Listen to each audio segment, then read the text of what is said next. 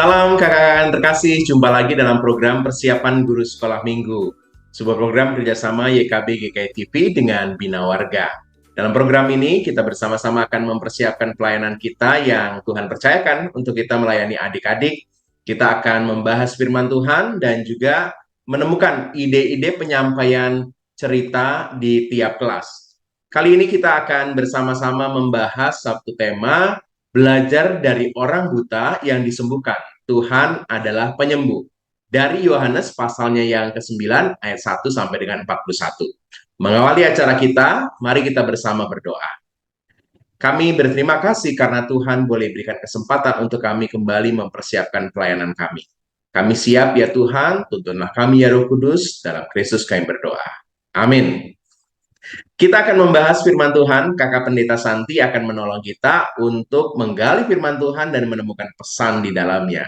Silakan Kak Pendeta Santi. Terima kasih Kak Pendeta Hendra. Mari kakak-kakak, saya mengajak kita membuka Alkitab dari Injil Yohanes pasal 9 ayat 1 sampai 25. Injil Yohanes pasal 9 ayat 1 sampai 25. Saya akan baca untuk kita semua. Diberi judul Orang yang Buta Sejak Lahirnya. Waktu Yesus sedang lewat, ia melihat orang yang buta sejak lahirnya. Murid-muridnya bertanya kepadanya, "Rabi, siapakah yang berbuat dosa? Orang ini sendiri atau orang tuanya sehingga ia dilahirkan buta?" Jawab Yesus, "Bukan dia dan bukan juga orang tuanya, tetapi karena pekerjaan-pekerjaan Allah harus dinyatakan di dalam dia. Kita harus mengerjakan pekerjaan Dia yang mengutus aku selama masih siang. Akan datang malam, di mana tidak seorang pun yang dapat bekerja. Selama aku di dalam dunia, akulah terang dunia." Setelah ia mengatakan semuanya itu, ia meludah ke tanah dan mengaduk ludahnya itu dengan tanah, lalu mengoleskannya pada mata orang buta tadi, dan berkata kepadanya, "Pergilah, basuhlah dirimu dalam kolam Siloam." Siloam artinya yang diutus. Maka pergilah orang itu, ia membasuh dirinya lalu kembali dengan matanya sudah melek. Tetapi tetangga-tetangganya dan mereka yang dahulu mengenalnya sebagai pengemis berkata, "Bukankah dia ini yang selalu mengemis?" Ada yang berkata, "Benar, dialah ini." Ada pula yang berkata, "Bukan, tetapi ia serupa dengan dia." Orang itu sendiri berkata, "Benar, akulah itu." Kata mereka kepadanya, "Bagaimana matamu menjadi melek?" Jawabnya, "Orang yang disebut Yesus itu mengaduk tanah, mengoleskannya pada mataku dan berkata kepadaku, 'Pergilah ke Siloam dan basuhlah dirimu.' Lalu aku pergi dan setelah aku membasuh diriku, aku dapat melihat." Lalu mereka berkata kepadanya, "Di manakah dia?" Jawabnya, "Aku tidak tahu." Lalu mereka membawa orang yang tadinya buta itu kepada orang Farisi. Adapun hari waktu Yesus mengaduk tanah dan memelekkan mata orang itu adalah hari Sabat. Karena itu orang-orang Farisi pun bertanya kepadanya, "Bagaimana matanya menjadi melek?" Jawabnya, "Ya mengoleskan adukan tanah pada mataku, lalu aku membasuh diriku dan sekarang aku dapat melihat." Maka kata sebagian orang-orang Farisi itu, "Orang ini tidak datang dari Allah, sebab ia tidak memelihara hari Sabat." Sebagian pula berkata, "Bagaimanakah seorang berdosa dapat membuat mujizat yang demikian?" Maka timbullah pertentangan di antara mereka. Lalu kata mereka pula kepada orang buta itu, "Dan engkau, apakah katamu tentang dia, karena ia telah memelekkan matamu?" Jawabnya, "Ia adalah seorang nabi." Tetapi orang-orang Yahudi itu tidak percaya bahwa tadinya ia buta dan baru dapat melihat lagi, sampai mereka memanggil orang tuanya dan bertanya kepada mereka, "Inikah anakmu yang kamu katakan bahwa ia lahir buta? Kalau begitu, bagaimanakah ia sekarang dapat melihat?" Jawab orang tua itu, "Yang kami tahu ialah bahwa dia ini anak kami dan bahwa ia lahir buta. Tetapi bagaimana ia sekarang dapat melihat, kami tidak tahu. Dan siapa yang memelekkan matanya, kami tidak tahu juga. Tanyakanlah kepadanya sendiri. Ia sudah dewasa. Ia dapat berkata-kata untuk dirinya sendiri." Orang tuanya berkata demikian karena mereka takut kepada orang Yahudi, sebab orang-orang Yahudi itu telah sepakat bahwa setiap orang yang mengaku dia sebagai Mesias akan dikucilkan. Itulah sebabnya maka orang tuanya berkata, "Ia telah dewasa, tanyakanlah kepadanya sendiri." Lalu mereka memanggil sekali lagi orang yang tadinya buta itu dan berkata kepadanya, "Katakanlah kebenaran di hadapan Allah. Kami tahu bahwa orang itu orang berdosa. Jawabnya, apakah orang itu orang berdosa? Aku tidak tahu. Tetapi satu hal aku tahu, yaitu bahwa aku tadinya buta dan sekarang dapat melihat. Kakak-kakak yang dikasih Tuhan, ketika Tuhan Yesus dan murid-muridnya dalam perjalanan, ya, masih di sekitar kota Yerusalem, mereka bertemu dengan seorang buta. Orang itu telah buta sejak lahirnya. Demikian yang dituliskan dalam Alkitab. Kebutaan orang itu kemudian memunculkan pertanyaan. Pertanyaan yang diajukan para murid kepada Yesus. Rabi, siapakah yang berdosa, berbuat dosa, orang ini sendiri atau orang tuanya sehingga ia dilahirkan buta? Ayat 2. Mengapa pertanyaan itu diajukan oleh para murid kepada Yesus? Sebab orang Yahudi percaya pada kala itu bahwa setiap penyakit adalah akibat dosa seseorang. Pada umumnya berdasarkan kepercayaan mereka itu, kalau seorang terlahir entah itu buta atau pada kekurangan-kekurangan yang lainnya yang dianggap kekurangan, ya, maka ada dosa yang diperbuat oleh orang tuanya. Seorang yang terlahir buta bukan hanya dipandang mengalami penderitaan atau keterbatasan secara fisik, tapi juga mengakibatkan keterbatasan secara rohani dan sosial. Karena kebutaannya itu, ia tidak diperbolehkan masuk ke dalam pelataran bait Allah. Penderitaan yang bukan saja ya secara fisik, tapi juga implikasinya ya penderitaan secara rohani dan sosial. Karena kebutaannya itu pula, ia memiliki keterbatasan dalam bergaul. Tadi ya, karena dianggap apa yang dialaminya itu akibat dosa. Yesus kemudian menjawab kebutaan itu bukanlah akibat dari dosa orang itu dan juga bukan akibat dari dosa orang tuanya.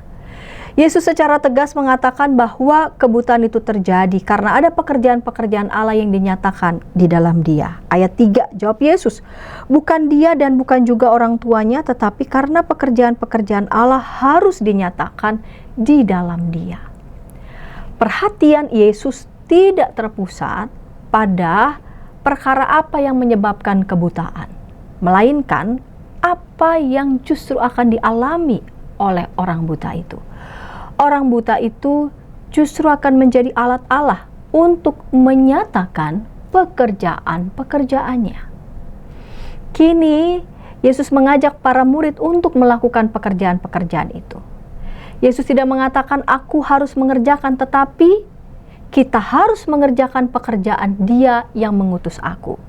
Dengan demikian, Yesus justru melibatkan murid-murid di dalam pekerjaannya. Lalu, bagaimana langkah-langkah Yesus menyembuhkan si buta itu? Langkah-langkah penyembuhan yang dilakukan oleh Yesus dimulai dengan meludah ke tanah, mengaduk ludahnya dengan tanah, lalu mengoleskannya pada mata orang buta itu. Kemudian Yesus meminta orang itu untuk membasuh dirinya di kolam Siloam. Dan orang itu pun menuruti Yesus. Kesediaan orang buta itu membasuh dirinya di kolam Siloam adalah lambang ketaatan si orang buta itu terhadap Yesus. Yang membasuh dirinya di kolam Siloam lalu kembali dengan mata yang sudah melek. Kolam Siloam adalah kolam tempat orang mengambil air yang diperlukan untuk upacara yang berkenaan dengan Hari Raya Pondok Daun. Kolam ini terletak di sebelah dalam tembok kota Yerusalem. Dalam bahasa Ibrani kolam ini disebut Shiloah, yang berarti mengutus. Kakak-kakak, ada yang menarik. Ternyata apa yang dilakukan Yesus pada orang buta ini menimbulkan semacam protes dari kalangan orang-orang Farisi. Bagaimana matanya menjadi melek? Ya. Ia mengoleskan adukan tanah pada mataku, lalu aku membasuh diriku dan sekarang aku dapat melihat. Ya, itu jawaban dari si orang buta. Pertanyaan si orang-orang Farisi berkaitan dengan hal itu lebih dari soal bertanya tentang bagaimana cara. Namun orang Farisi menilai bahwa apa yang dilakukan oleh Yesus merupakan pelanggaran atas Sabat. Orang-orang Yahudi punya aturan yang ketat tentang hal-hal yang boleh dan tidak boleh dilakukan pada hari Sabat. Ada 39 pekerjaan yang menurut tradisi tidak boleh dikerjakan, antara lain mengaduk adonan dan menyembuhkan orang. Dilarang menyembuhkan orang pada hari Sabat kecuali nyawa itu dalam bahaya. Juga dilarang untuk mengaduk tepung untuk bahan membuat roti atau tanah liat pada hari Sabat. Dan Yesus mereka lihat telah melanggar aturan tersebut ketika ia mengaduk sedikit tanah dengan ludahnya lalu dioles ke mata orang buta itu. Sesungguhnya apa yang menjadi sebab ataupun akar ya orang Farisi protes bahkan cenderung begitu ya mencurigai atau bahkan mungkin membenci Tuhan Yesus. Lebih pada ada rasa cemburu, ada rasa iri terhadap apa yang Tuhan Yesus lakukan, bisa menyembuhkan orang itu. Dan hal itu dapat membuat ya orang-orang mengikut Yesus dan kemudian menyukainya. Ya. Kakak-kakak yang dikasih Tuhan, Tuhan selalu punya rencana yang indah di balik setiap persoalan-persoalan hidup kita.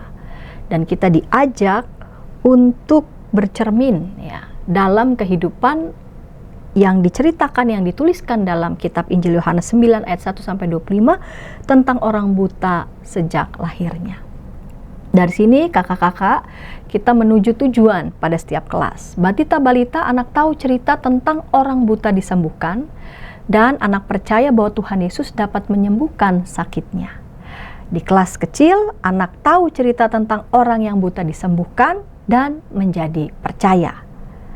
Dan di kelas besar, anak dapat menjelaskan bagaimana orang buta itu menjadi sembuh dan menjadi percaya. Demikian Kak Pendeta Hendra. Terima kasih Kakak Pendeta Santi sudah menolong kita menangkap pesan firman Tuhan, dan saatnya kita akan menggali ide-ide yang bisa kita gunakan di tiap kelas. Tapi sebelumnya, mari kita ikuti dulu beberapa informasi berikut.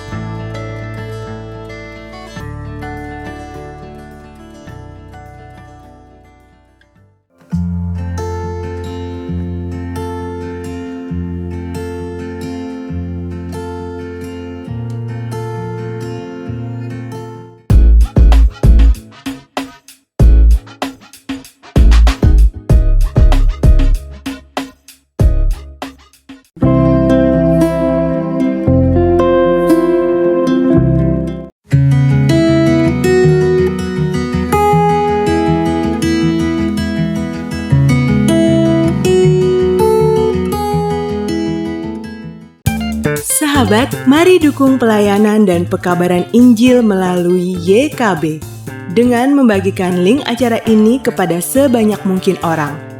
Dukungan juga dapat saudara lakukan dengan mentransfer dukungan finansial ke rekening BCA ke nomor 450 305 2990 450 305 2990 atas nama Yayasan Komunikasi Bersama.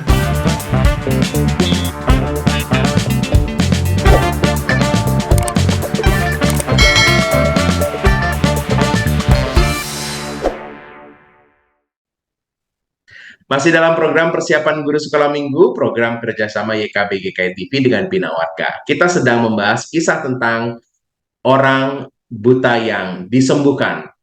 Tuhan adalah penyembuh. Itu yang akan kita sampaikan kepada adik-adik. Berpaut pada Yohanes pasal yang ke-9 ayat 1 sampai dengan 41. Kita sudah membahas firman Tuhan dan menemukan pesannya, dan kita akan membahas saat ini ide yang bisa kita gunakan untuk menyampaikan kisah ini kepada adik-adik di kelas Batita Balita. Ada Kak Medi. Kak Medi akan berbagi banyak hal nih yang menarik. Silakan Kak Medi. Shalom kakak kembali di persiapan guru sekolah minggu.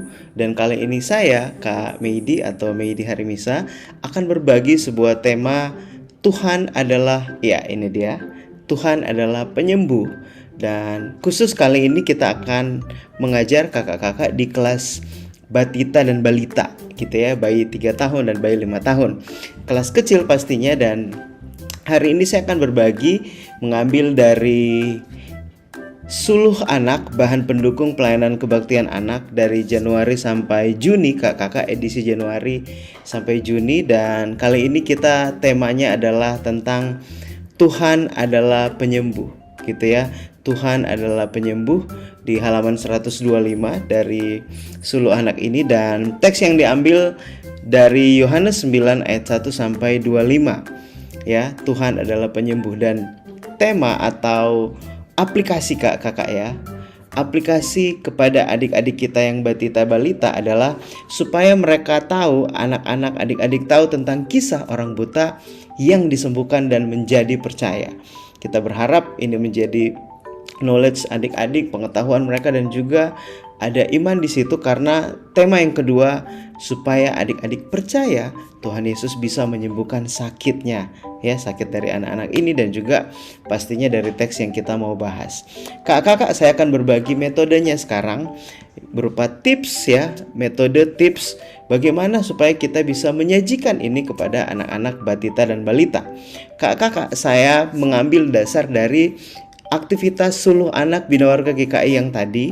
Jadi saya hanya menambahkan beberapa, tapi apa yang saya bagikan sebagian besar diambil dari Suluh Anak ini. Sisanya saya akan tambahkan beberapa metode-metode yang membantu kakak-kakak dalam mengajar kelas Batita dan Balita. Yang pertama kakak-kakak yaitu aktivitas panca indera.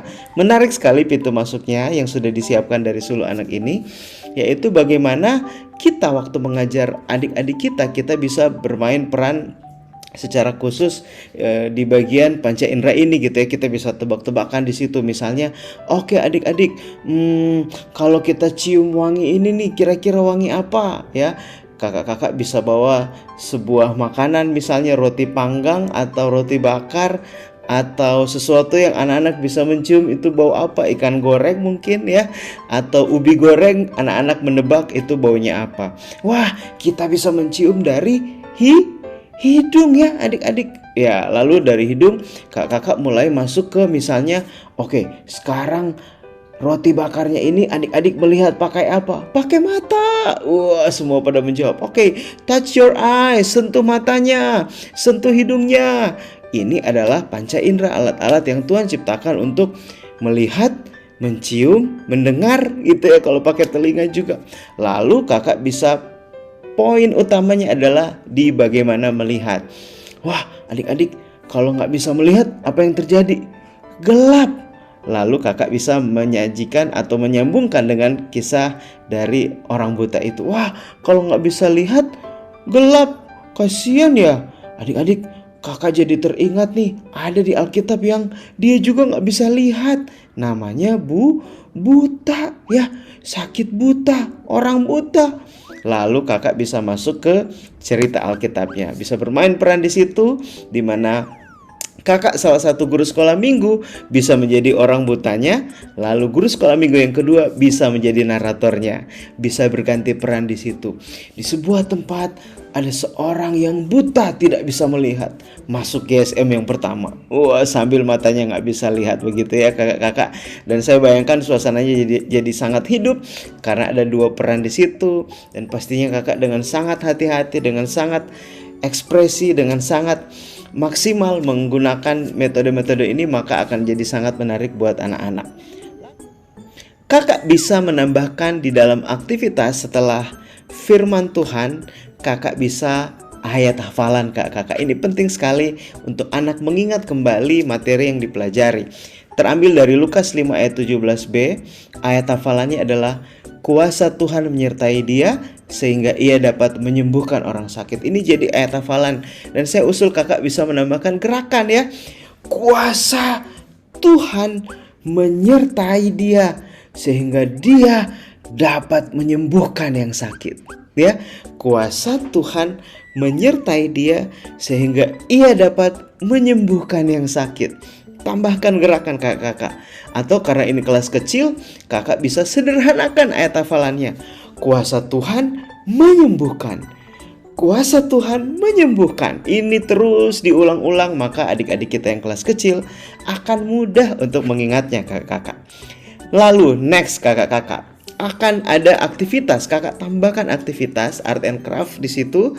Ini usulan dari Suluh Anak, menempel gambar mata yang sehat pada gambar orang yang buta. Jadi gambarnya sudah disiapin, lalu anak-anak tinggal menempel di mata yang sakit itu, lalu ditempel dalam potongan kertas, jadi bisa melihat.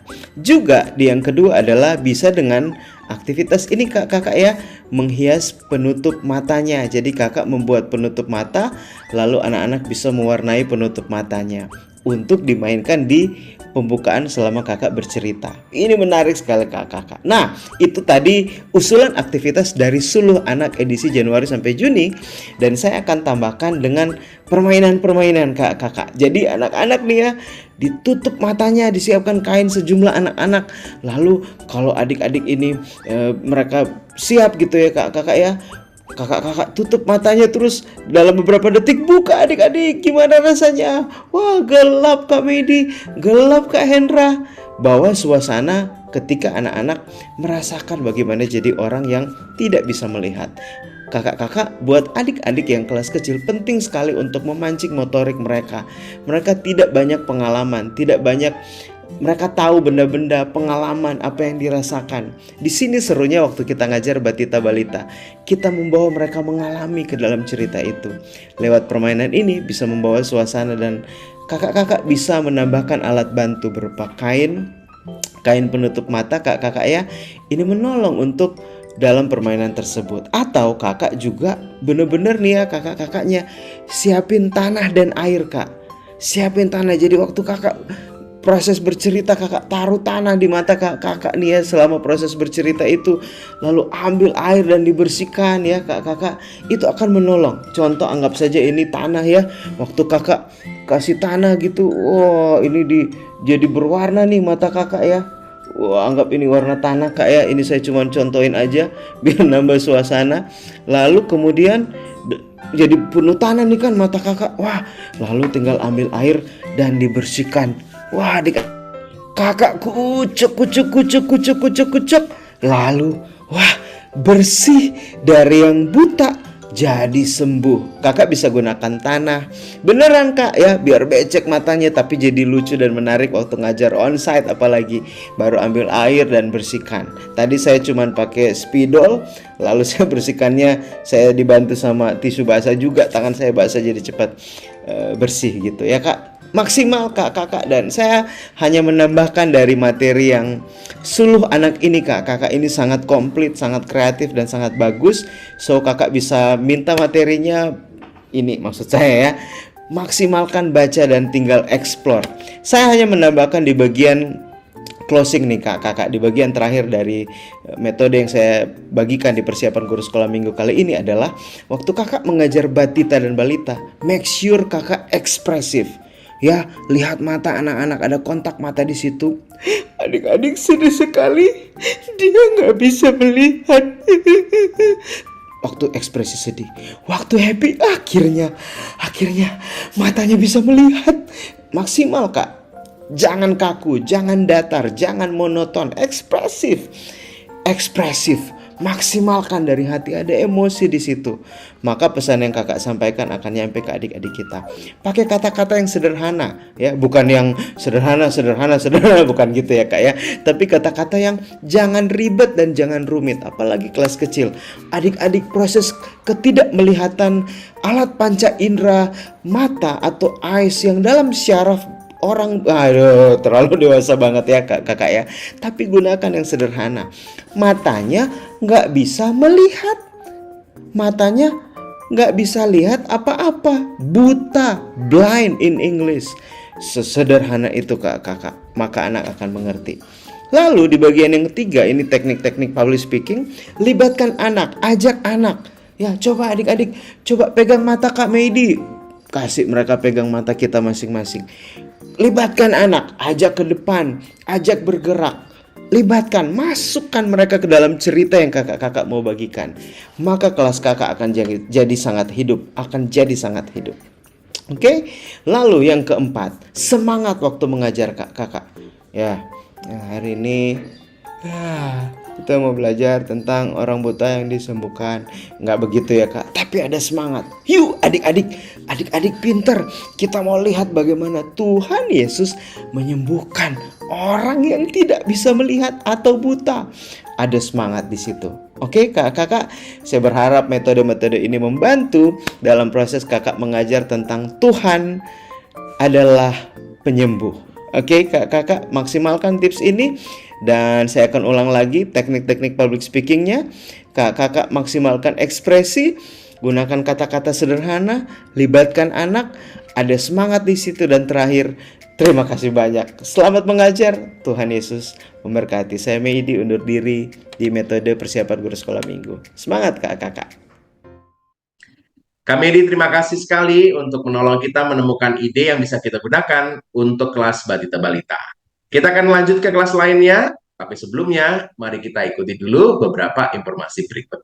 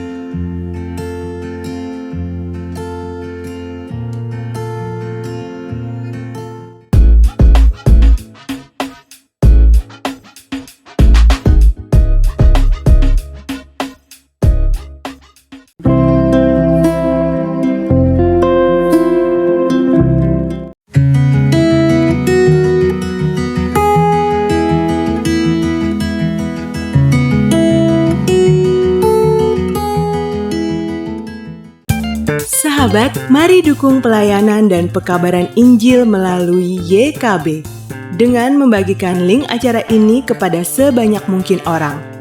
Dukungan juga dapat saudara lakukan dengan mentransfer dukungan finansial ke rekening BCA ke nomor 450 305 2990 450 305 2990 atas nama Yayasan Komunikasi Bersama.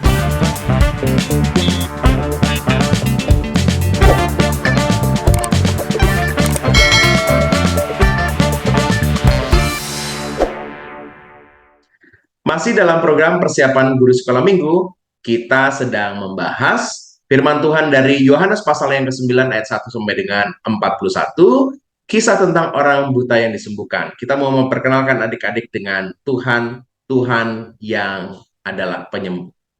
Kita akan menggali ide yang bisa kita gunakan di kelas kecil, kelas 1 sampai dengan 3 SD. Ada Kak David. Kak David akan berbagi untuk kelas kecil. Silakan Kak David.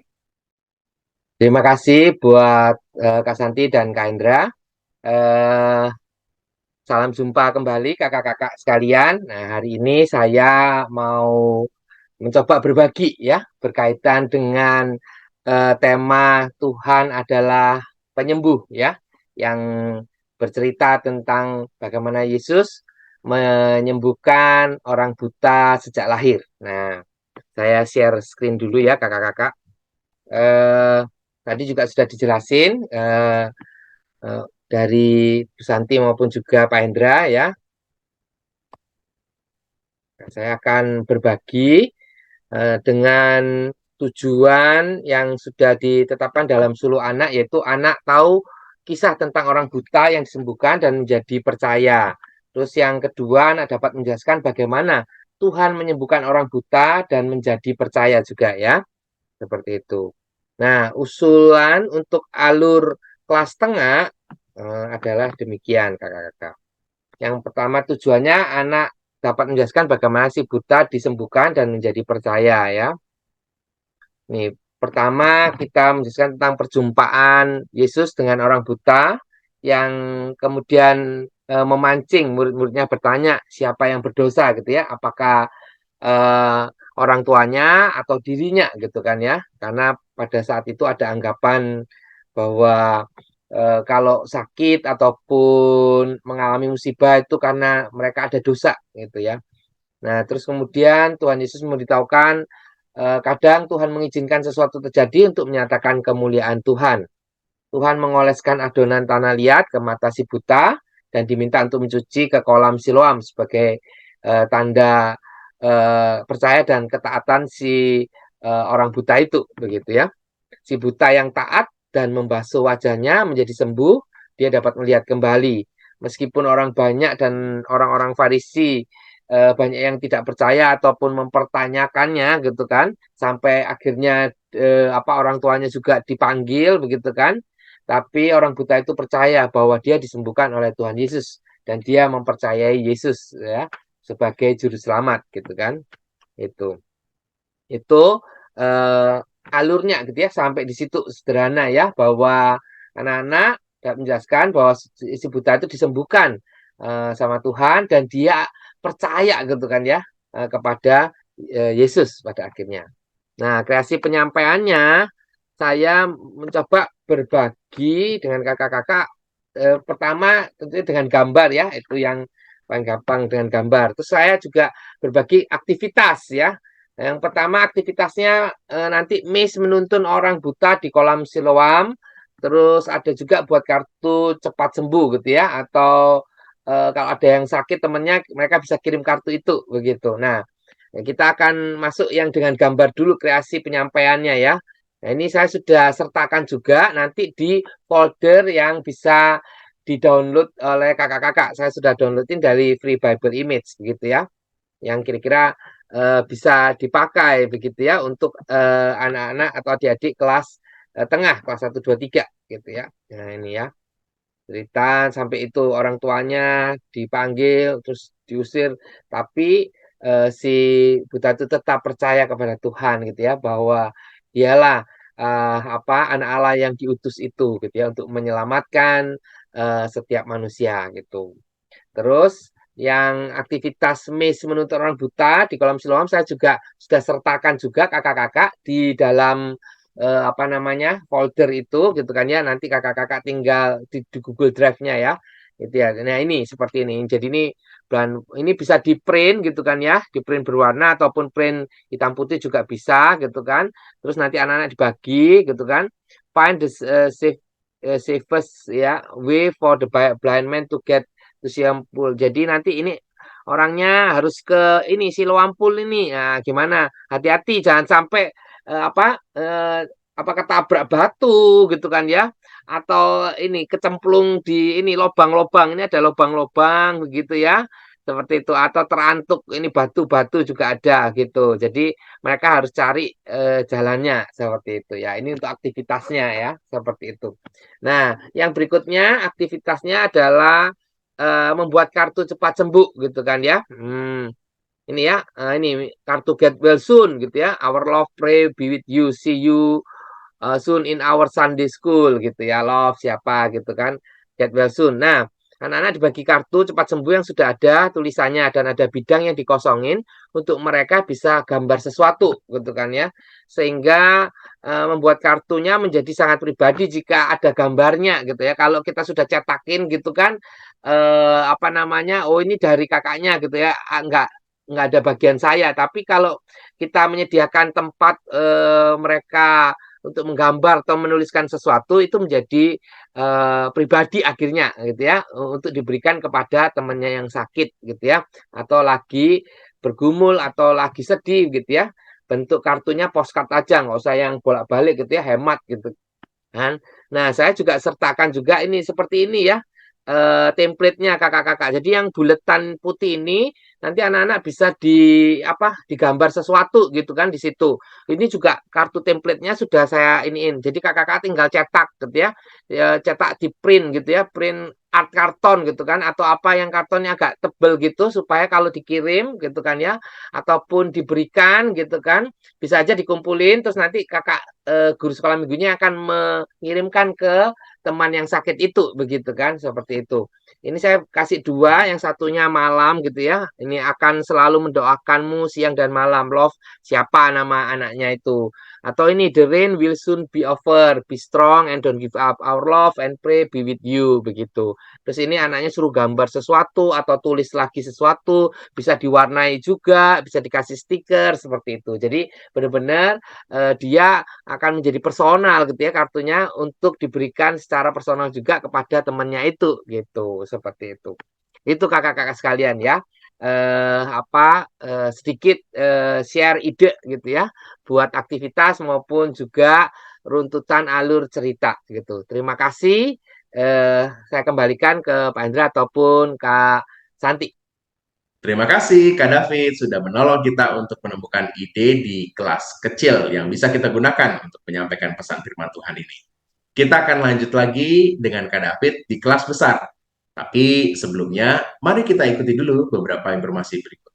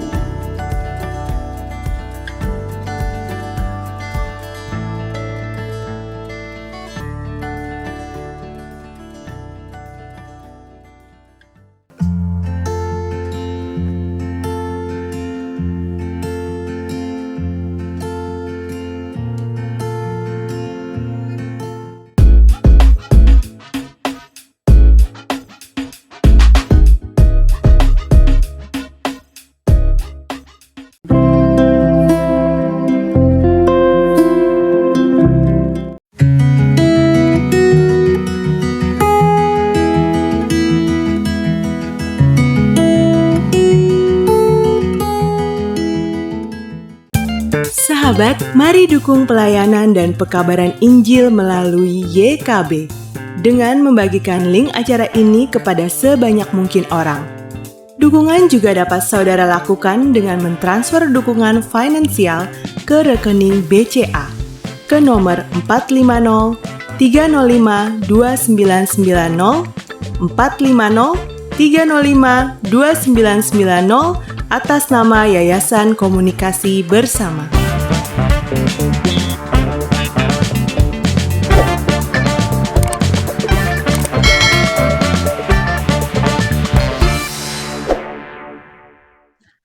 Masih dalam program persiapan guru sekolah minggu, kita sedang membahas firman Tuhan dari Yohanes pasal yang ke-9 ayat 1 sampai dengan 41, kisah tentang orang buta yang disembuhkan. Kita mau memperkenalkan adik-adik dengan Tuhan.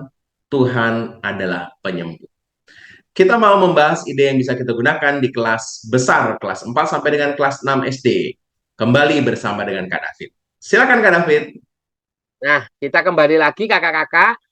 Sekarang untuk kelas besar gitu kan ya, yang agak lebih dalam kita gali nanti begitu ya. Saya izin share ini screen dulu. Nah, kita lanjut ya.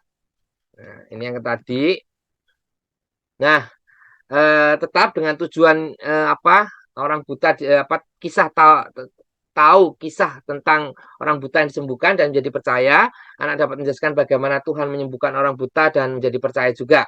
Nah, kalau ini usulan alur cerita dari kelas besar gitu ya, lebih dirinci gitu kan ya. Sebenarnya sama gitu ya, awalnya sama tapi nanti di akhirnya juga bisa kita perdalam gitu ya, seperti itu. Ya, perjumpaan dengan orang buta yang memancing murid bertanya siapa gitu, bertanya siapakah yang berdosa gitu ya, sama Tuhan Yesus memberitahukan kadang Tuhan mengizinkan sesuatu terjadi untuk menyatakan kemuliaan Tuhan, dan ini akan menjadi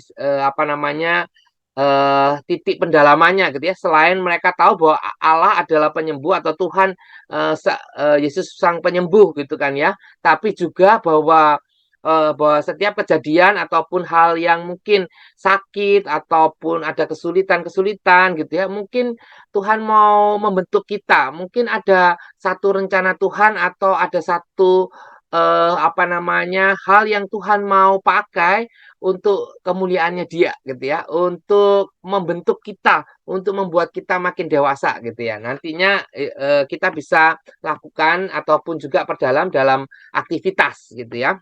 Nah, ini Tuhan memasukkan adonan tanah liat ke mata si buta, diminta mencuci di kolam Siloam. Si buta yang taat dan membasuh wajahnya menjadi sembuh, dia dapat melihat kembali. Terus orang membawa kepada Farisi dan menimbulkan perdebatan karena Yesus menyembuhkan orang buta ya, bukan buat ya, orang buta di hari Sabat. Terus orang tua si buta dipanggil untuk memberi kesaksian tentang anaknya. Orang buta diusir setelah berdebat dengan orang Farisi karena dia tetap melihat bahwa ya apa yang aku lihat, apa yang aku rasakan ini kok gitu kan, seperti itu. Dan Tuhan menjumpai orang buta itu kembali dan orang buta itu percaya kepada Yesus begitu.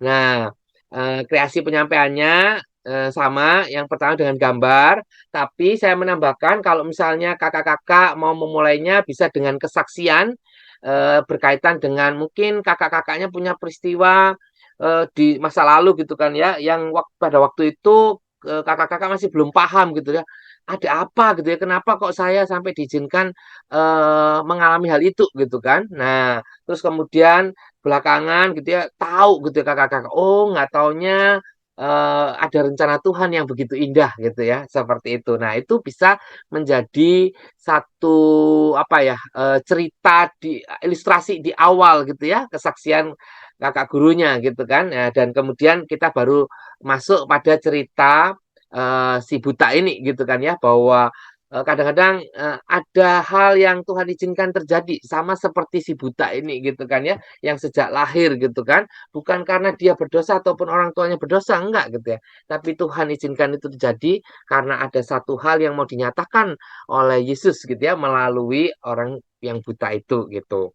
Nah, terus kemudian ya itu ada grafik hidup bermain menuntun orang buta ke kolam Siloam, terus crossword gitu ya. Nah, ini kita yang dengan gambar, saya pilih yang video gitu kan ya. Ya, lebih lengkap begitu. Lebih lengkap seperti itu, atau mau diputerin videonya, ini ada ini di YouTube begitu kan. Seperti itu. Nah, ada filmnya begitu kan. Nah, itu ya. Terus yang berikutnya adalah aktivitas grafik hidup ini. Ini yang tadi saya bilang bahwa kita bisa mendalami lebih lagi berkaitan dengan bahwa kadang Tuhan mengizinkan sesuatu terjadi gitu ya, karena ada hal yang Tuhan mau sampaikan atau Tuhan mau bentuk ataupun ada rencana Tuhan bagi pernyataan kemuliaan Tuhan ya dalam hidup kita ataupun juga hidup orang-orang yang eh, apa di sekeliling kita seperti itu gitu. Nah, caranya gimana? Nanti anak-anak diminta menuliskan 5 kejadian yang paling menyenangkan terlebih dahulu gitu ya. Jadi suruh mikir-mikir apa ya yang menyenangkan gitu ya. Nggak usah ditulis panjang lebar tapi kata kuncinya aja yang penting mereka tahu gitu kan. Dan berupa gambar juga boleh. Misalnya agak susah berupa gambar juga boleh. Gambar kunci gitu ya. Misalnya saya ini senang pada waktu itu sudah bisa naik sepeda sendiri gitu ya, tanpa roda pendamping gitu kan. Nah, gambar sepeda itu juga boleh. Kemudian setelah mereka menggambarkan menuliskan 5 kejadian itu atau menggambarkan 5 kejadian itu, kemudian beserta ini ya kakak-kakaknya, kira-kira kapan itu? Misalnya, oh aku waktu itu TK, waktu itu SD, atau waktu itu umur 4 tahun atau umur 7 tahun seperti itu. Nah, setelah itu anak-anak diminta menuliskan juga 5 kejadian yang paling menyedihkan atau tidak nyaman bagi dirinya gitu ya. Dan juga menuliskan hanya kata kuncinya atau gambar saja seperti itu. Setelah itu mereka dapat memberi skor gitu kan ya. Kira-kira dari 5 itu gitu kan ya. 1 sampai 5 gitu ya. Yang pertama itu kira-kira berapa gitu ya. Wah, ini berkesan banget gitu ya. Waktu itu naik sepeda pertama kali gitu kan. Oh, kasih 5 gitu ya. Terus kemudian waktu itu dapat hadiah ya berkesan tapi nggak terlalu ya 2 atau 3 begitu seperti itu. Nah, kemudian mereka akan melihat dari urutan waktu kejadian digabung ya, menyenangkan dan menyedihkan. Nah, kira-kira seperti ini kakak-kakak ya formatnya. Nih, nah seperti ini. Ya, jadi nanti kakak-kakak bisa juga buatin tabelnya begitu ya, anak-anak tinggal isi gitu ya di sini. Jadi kejadian peristiwa mau gambar ataupun mau tulisan seperti ini, ulang tahun gitu ya. Ini ulang tahun umur 4 tahun misalnya, ini 4 tahun di sini. Skornya 2 ya. Ini tapi kebayangnya nggak banyak gitu kan ya. Cuma ada kesan bahagia di situ gitu. Jadi tulis ulang tahun umur 4 tahun. Terus ada waktu pertama kali masuk SD umur 6 tahun gitu ya. Skornya 4 karena seneng banget ya ngelihat sekolah yang baru gitu seperti itu. Terus naik sepeda waktu itu saya sudah bisa gitu ya. Setelah berlatih terus menerus adiknya bisa gitu kan ya. Nah, skornya 3 gitu seperti itu. Dan seterusnya ya kakak-kakak sampai 5. Terus yang peristiwa menyedihkan juga sama gitu kan ya. Misalnya, wah pernah hilang di mall gitu kan ya. Ya itu saja hilang di mall gitu kan. Jadi kata kunci aja gitu ya. Nanti kalau misalnya sempat gitu ya, bisa aja dibuat kelompok-kelompok gitu ya, berlima-berlima gitu kakak-kakak gitu ya, dengan ditemani kakaknya. Dan kita bisa menggali lebih banyak juga dari anak-anaknya itu gitu kan ya. Oh kok bisa gitu kan? Iya kak, waktu itu saya nggak ngelihat, saya ngelihat-ngelihat yang lain, tiba-tiba mama papa sudah nggak ada gitu kan. Oh saya nangis gitu, saya takut banget kak gitu kan. Dan seterusnya begitu. Dan keterbukaan itu bisa dimulai dari kita juga. Kita juga membuat kak gitu kan ya.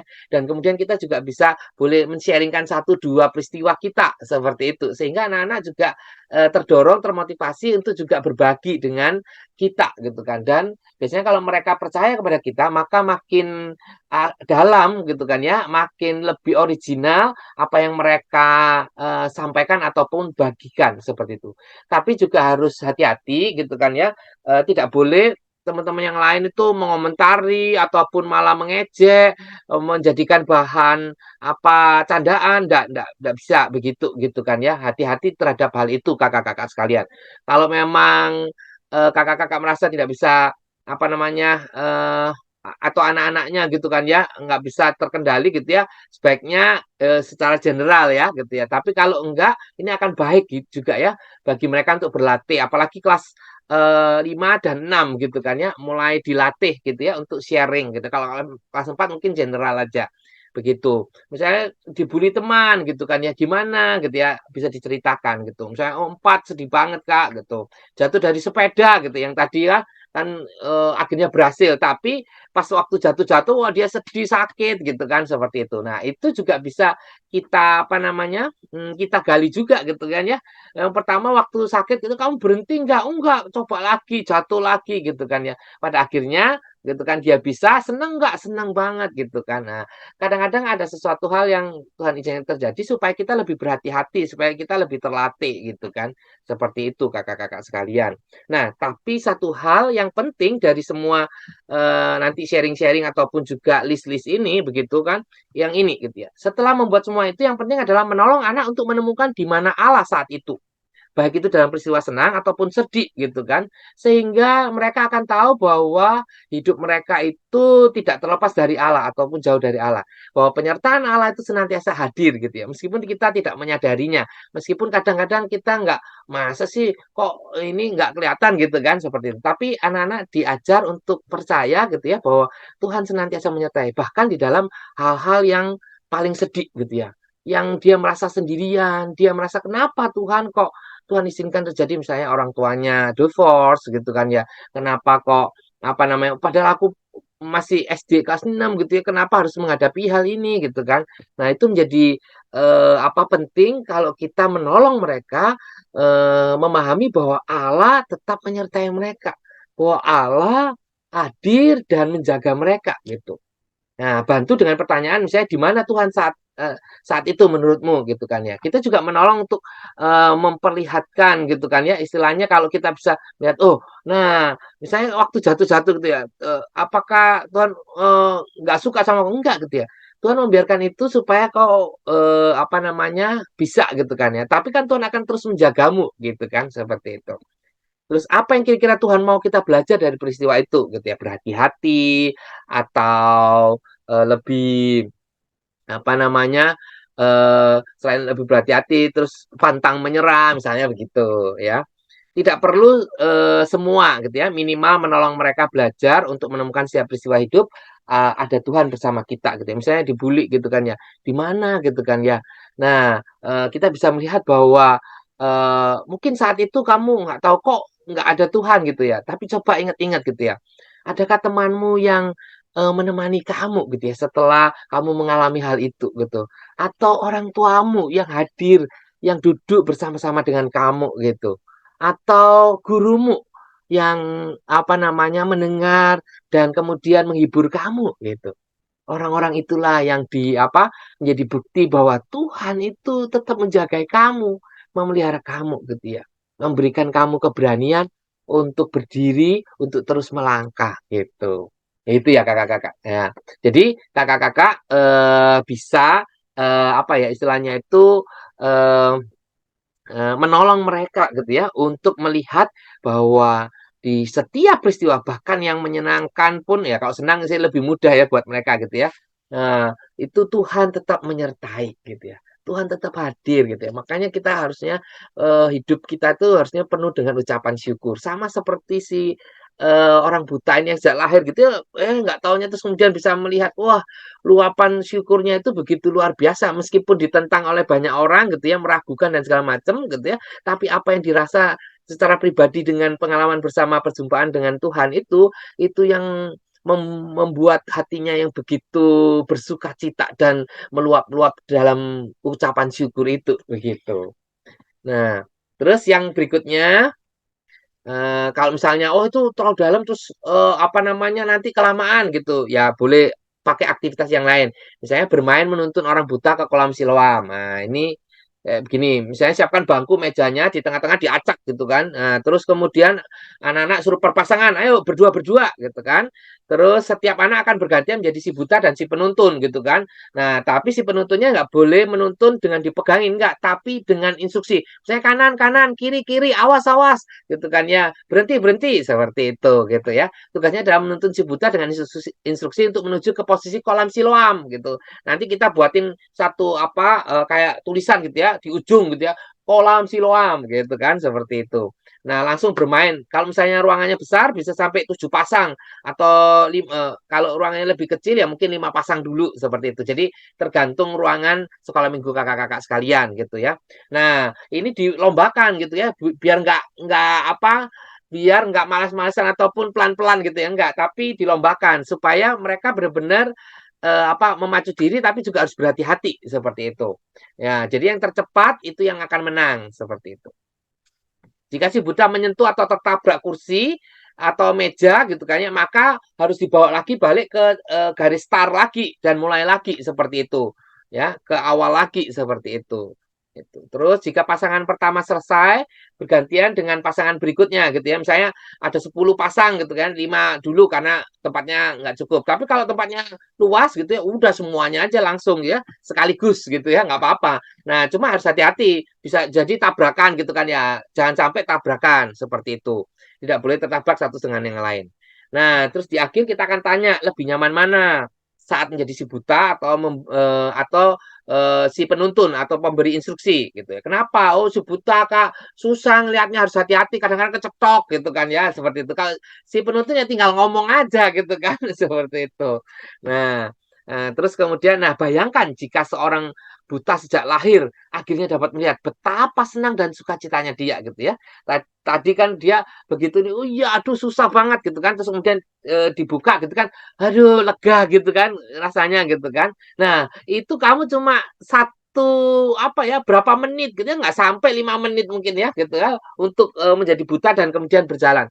Apalagi si buta sejak lahir itu, kemudian dia bisa melihat, wah pasti ungkapan luapan syukurnya itu luar biasa gitu ya.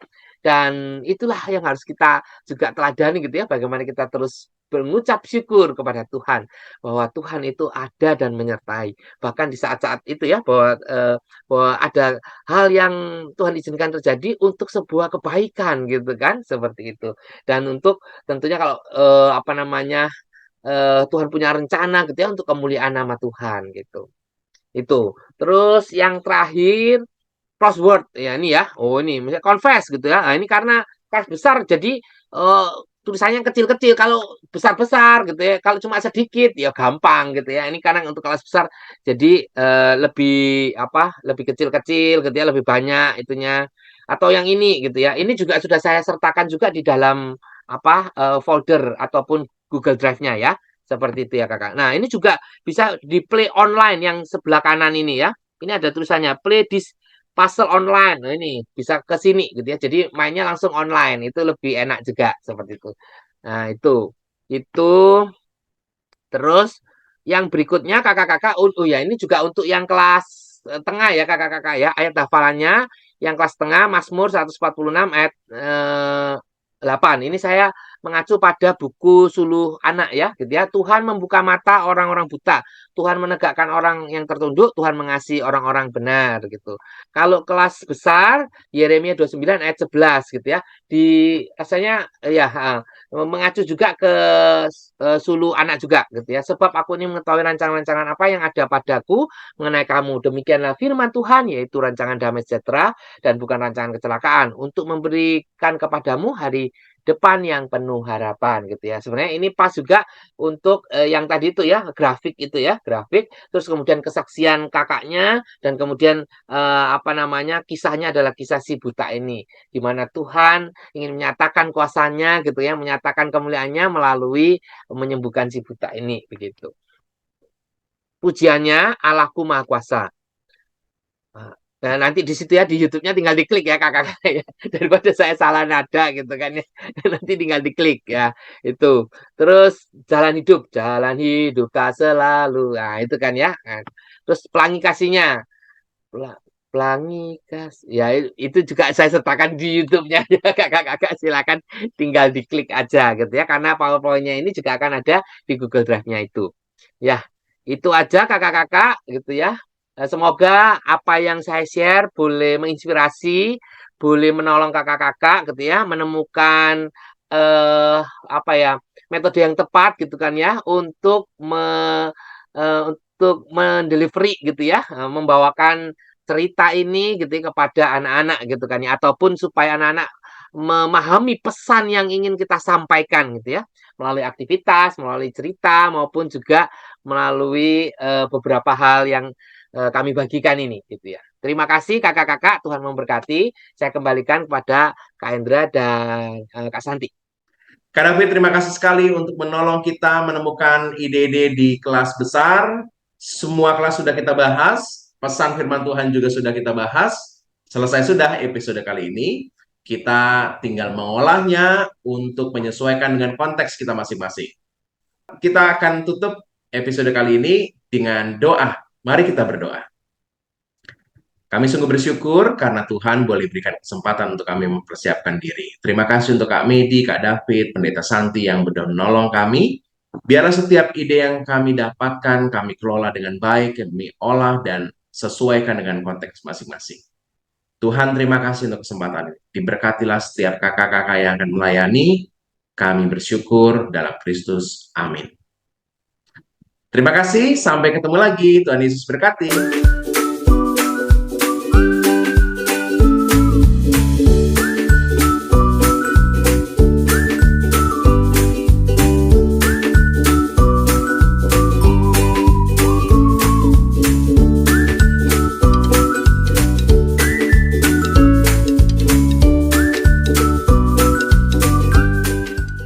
Sahabat, mari dukung pelayanan dan pekabaran Injil melalui YKB dengan membagikan link acara ini kepada sebanyak mungkin orang. Dukungan juga dapat saudara lakukan dengan mentransfer dukungan finansial ke rekening BCA ke nomor 450 305 2990 450 305 2990 atas nama Yayasan Komunikasi Bersama.